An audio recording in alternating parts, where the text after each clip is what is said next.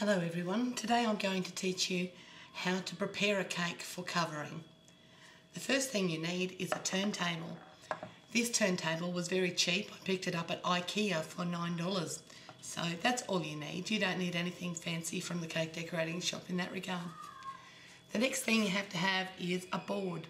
Now this is a board that I have used before, so it's still got a few of the remnants on the edge. But this is just a bit of board that is roughly 1 centimetre thick, and I've had it cut specially from the timber that I picked out myself. It's just plywood, and that is the right size for my Christmas cake. This is my Christmas cake, still wrapped. Now as you can see, there's around about 1 inch to 1.5 inches that's available around the side of that cake.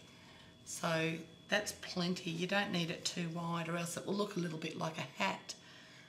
So the first thing you have to do in order to prepare your cake is you need to get a surface on your board that will be a barrier between the board and the cake itself.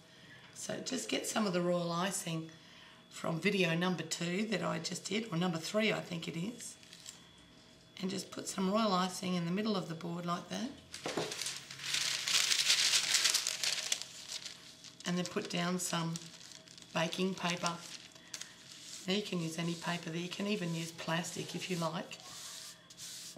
And just smooth it out so it's as flat as possible, but that has got a nice grip on the paper.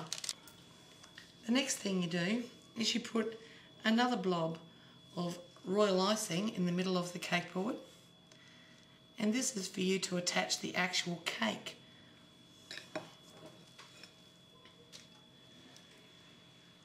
This is the cake that I prepared in video number 2. So if you want the recipe, I'll put the link down below the video for you so that you can make yours as well. And just centre that on the board as much as you can so that it's about even the whole way around. So that looks around about centred from what I can make out. It may be 1 millimetre out, but it's not too far out, that's for sure. Now, the next thing that you need to do to prepare this cake for the cover is you need to fill any little holes that have come through when you've baked it. This cake is fairly flat, so it's rather good. It's not going to be too bad. However, I'm a bit of a perfectionist and I like to fill every tiny little crevice. So what I do is I've gathered some of the cake icing that I'll be using to cover the cake. And all I do is I get some kofa, which is a sweet lard. It'll be in the butter section, and we call this kofa, but you'll have something very similar wherever you are. And I just dip a spatula in there so that that's covered, and I make a bit of a sausage shape out of the fondant, and I get it nice and pliable between my hands. It doesn't take long. But if it is a little bit cold where you are, it might help you if you just put it into the microwave for 10-second bursts at a time.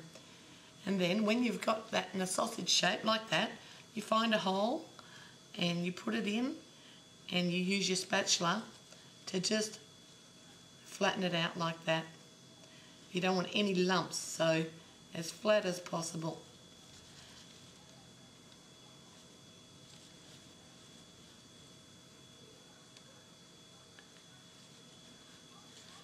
So I'll go on and continue doing that all over the cake, and I'll check back with you when it's finished.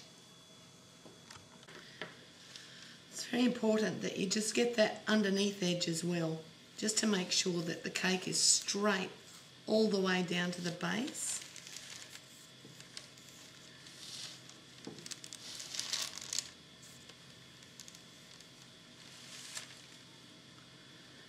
Sometimes the top of the cake, which is now the base of the cake, has got a couple of little gaps. Like you can see, I can fit my spatula under there. Well, they're only small, but they're worth filling, just to make sure that when you cover the cake it looks completely perfect.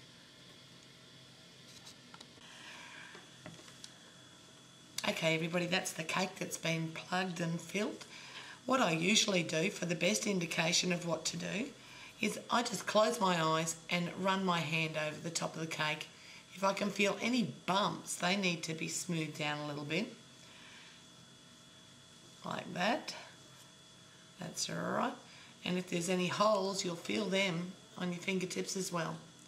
So just slowly move your hand around the cake, and if you feel anything that stands out, make sure that you fix that up before you put the cover on as well. Okay, so that cake is ready to be covered. The next thing I do before I cover the cake is I go around the cake with a knife or a scalpel and cut through that paper and remove it. But I leave the circular part under the cake still intact.